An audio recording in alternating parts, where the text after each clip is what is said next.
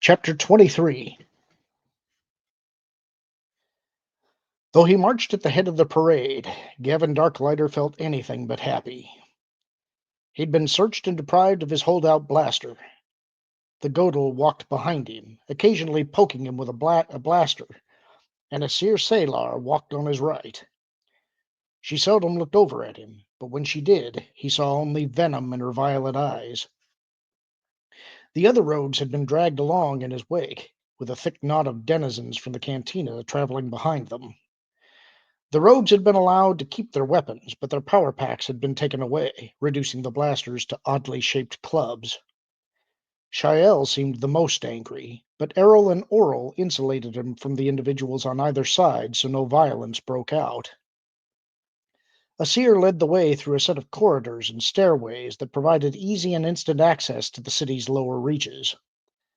Unlike the pathways Gavin and Shael had located, this one appeared to have been built in place, not hacked out of what construction droids had created.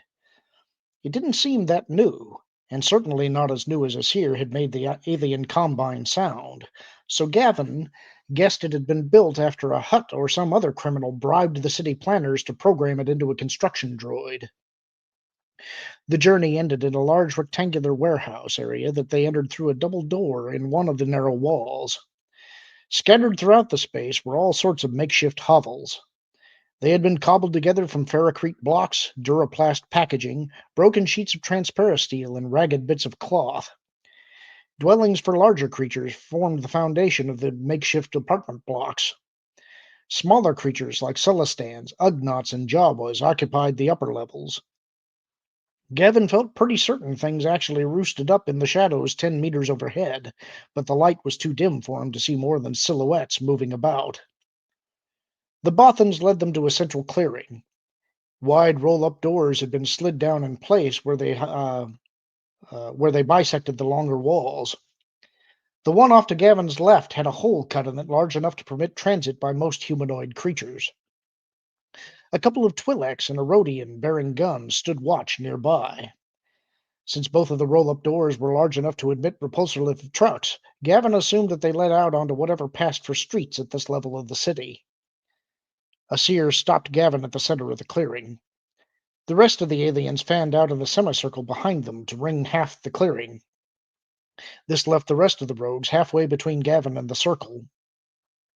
The Godel came around from behind him and stalked forward to where a steel post had been set into the duracrete floor. He picked up the hammer that hung from a string and pounded it against the post's flattened top. A heavy, mournful tone rang out from the post and filled the room. Gavin could feel vibrations play through the floor. All around, curious faces peered out through the holes, windows, and doorways in the hovels. The Godel hit the post again, summoning more people to come out of their homes. He hit it a third and final time, then let the hammer drop.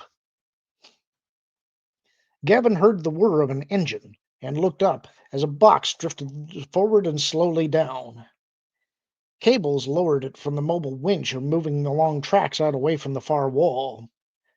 Lights came on inside the box, revealing windows and a doorway.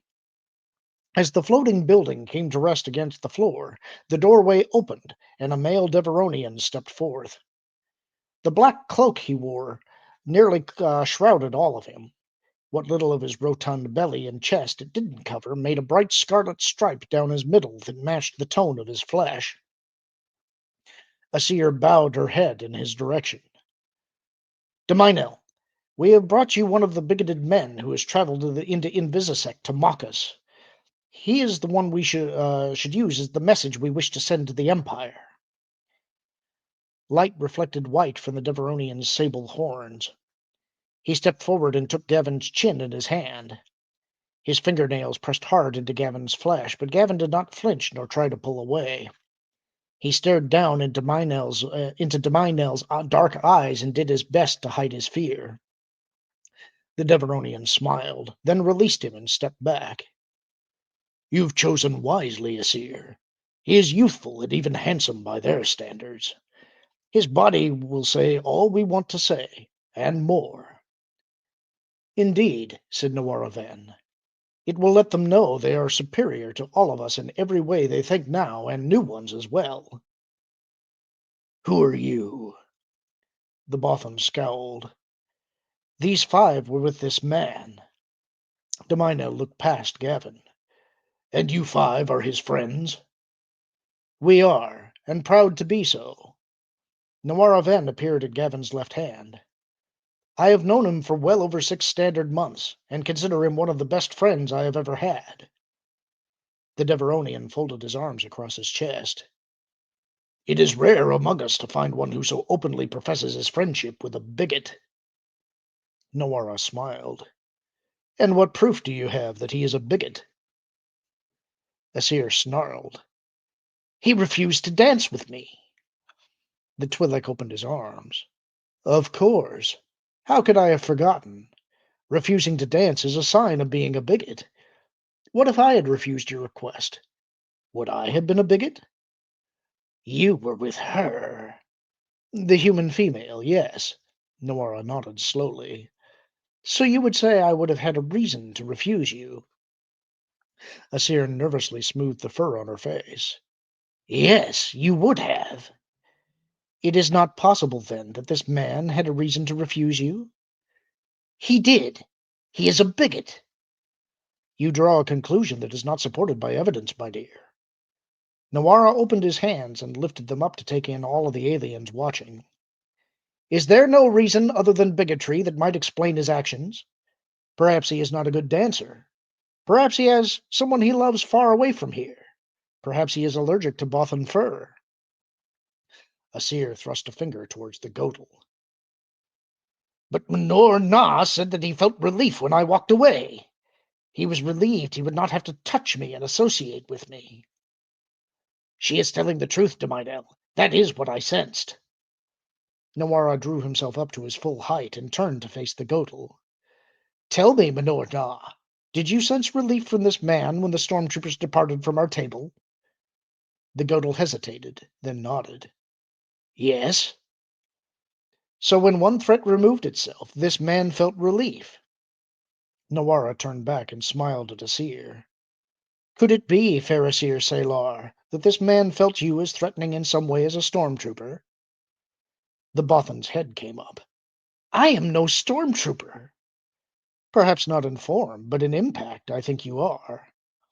The Twi'lek patted Gavin on the shoulder. My friend here is young, and you are very beautiful. You approached him.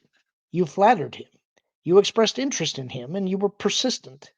You stalked him, all of which must have quickened his pulse. You clearly saw something in him that he was not certain truly existed, which certainly would make him anxious. Your departure meant he never had to discover how disappointed you would be when you discovered he did not live up to the image you carried in your mind. Relief at your departure would only be natural. Gavin nodded in agreement with Nawara's assessment, and saw heads among the spectators also bob away. Nawara's hitting close to one part of the truth so he can leave the rest of it alone. Rather obviously, Gavin's relief could be explained in terms of his being on a covert mission from the rebellion, but revealing that fact would blow the operation. As much as the alien Combine had been organized to protest Imperial misconduct, he knew there had to be at least one Imperial informant among the creatures assembled in the warehouse. He was threatened by me? Asir's violet eyes narrowed. That's nonsense. How can anyone think of me as threatening? How indeed? Nawara exaggerated the frown. Could it be that he has heard it was the Botham people who bravely sacrificed themselves to carry news of the second Death Star to the rebellion? How could he find a member of the species that caused the Emperor's death threatening? No, of course, you're right. That is not possible. The larger question to ask, of course, is why would he find you or me or any of us threatening right now? Could it be that his random selection, his being sentenced to death for an offense that is poorly defined, could that possibly remind him of the Empire you hate so much? Could it be the idea of being used to convey a message to people he does not know sounds very imperial to him? Could it be that your action in this regard makes it difficult for him to differentiate between you and the Empire? Absurd. Is it, Asir? Nawara looked up and out at the aliens, staring down at the center of the room. If you act like the Empire, you will be seen as the Empire. The Deveronian waved that idea away. He is one of them. Kill him and leave the body for them. No, he is one of us. The Twi'lek shook his head vehemently. You are protesting death and mistreatment by the Empire, but humans have suffered as much at the hands of the Empire as any of us. Yes, Mon Calamari, Gamorreans, and Wookiees have all been enslaved, but none of them had their homeworlds destroyed as Alderaan was destroyed. And who is it who has struck that most mortal blow against the Empire? The rebellion, yes, but the men among them. How many of us were part of the rebellion and shed our blood at Yavin? How many of us froze on Hoth or died at Dara 4? Someone in the upper gallery shouted down, We were there at Endor. Amonkal led the fleet at Endor. We have contributed to the war against the Empire. He's right, a seer crowd. We were there at Endor. Without Bothans, Endor would not have happened. A Sulistan piloted the Millennium Falcon and it killed the second Death Star. Your points are for naught. Nawara smiled slowly. Yes, we were there at Endor, but men fired the shots that destroyed that Death Star. Men killed the Emperor. Even so, the point you bring up to protest mine makes my case for me. We would not have been at Endor except that the men who began the rebellion, the men who bled and died for its first victories, the men who allowed us in, brought us in, welcomed us with open arms. You accuse this man of bigotry because he felt relief when you left him alone, yet you are willing to treat him as a loyal son of the Empire when you already know that to do so is to discard any possibility that he hates the Empire just as much as you do. Deminel shrugged casually. If he hated the Empire that much, he would be out fighting it, not here hiding in its heart. Nawara hesitated for a second, and Gavin shook his head. Don't blow mission security. It's better they kill me and our mission remains secret than to let the Empire know we're here. Too many people would hear the explanation for us to be safe. The Twi'lek stroked his chin. And what if his loyalty to the rebellion can be demonstrated? Deminel shrugged. The rebellion is far away. It will be years before I have to deal with them, and by then, this one will be forgotten. Right now, he can serve notice on the Empire that we will no longer tolerate their predation upon us. Kill him.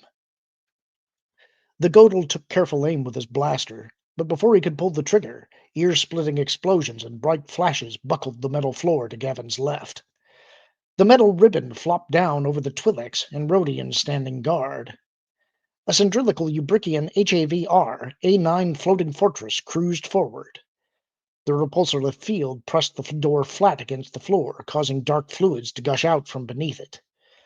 The blaster cannon turret atop the vehicle spun to the right, and the two spotlights on either side pinpointed the Deveronian.